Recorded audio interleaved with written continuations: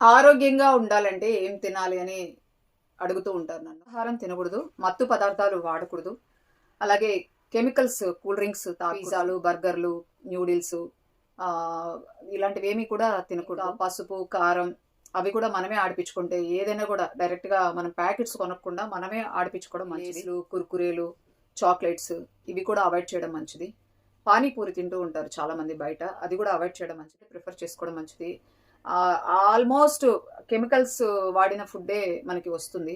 దాన్ని కూడా మనము ఇంట్లో ప్రిపేర్ చేసుకోకుండా బయట తెచ్చుకొని తినామంటే వాళ్ళు ఎలాంటి ఆయిల్ వాడతారు, వేడి వేడిది తీసి ప్లాస్టిక్ కవర్స్లో వాళ్ళు ప్యాక్ చేస్తూ ఉంటారు. ఇదంతా మనకి ప్లాస్టిక్ అంతా మన బాడీలోకి వెళ్ళిపోతుంది కదా.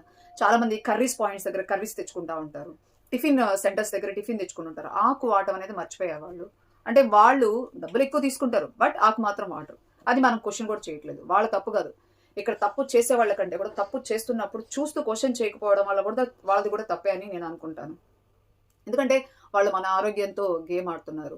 ఇంకా మీరు ఏది కర్రీస్లో ఏం ఆడినా అట్లీస్ట్ అవన్నీ ప్యాకెట్స్ తెచ్చుకోకుండా మీరే ఇంట్లో ఆడిపించుకోండి. రాగిపిండి ఆడిపించుకోండి, గోధుమలు ఆడిపించుకోండి, తర్వాత జొన్నలు కానీ సజ్జలు కానీ ఏవైనా కారం, పసుపు మీరే ఆడిపించుకోండి. అట్లీస్ట్ కొద్దిగా మనం బాధ్యత తీసుకున్న వాళ్ళం అవుతాం మన ఆరోగ్యం పట్ల. సాల్ట్ వాడకండి, పింక్ సాల్ట్, రాక్ సాల్ట్ వాడండి.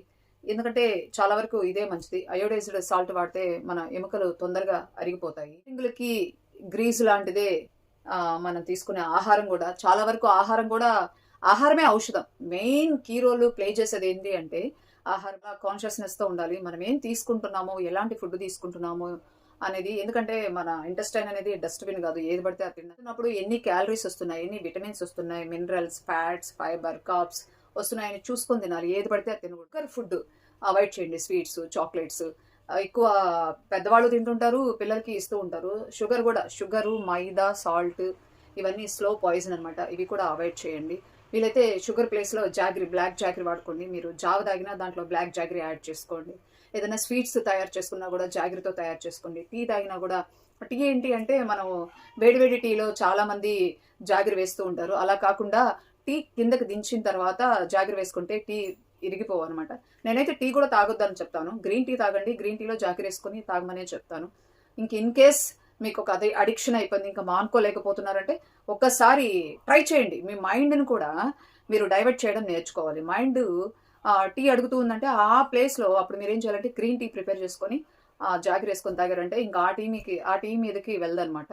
చెడు మాట్లాడద్దు, చెడు చూడొద్దు, చెడు వినొద్దు.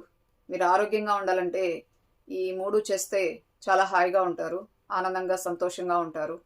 చాలామంది నేను గమనించిన నిద్ర లేవగానే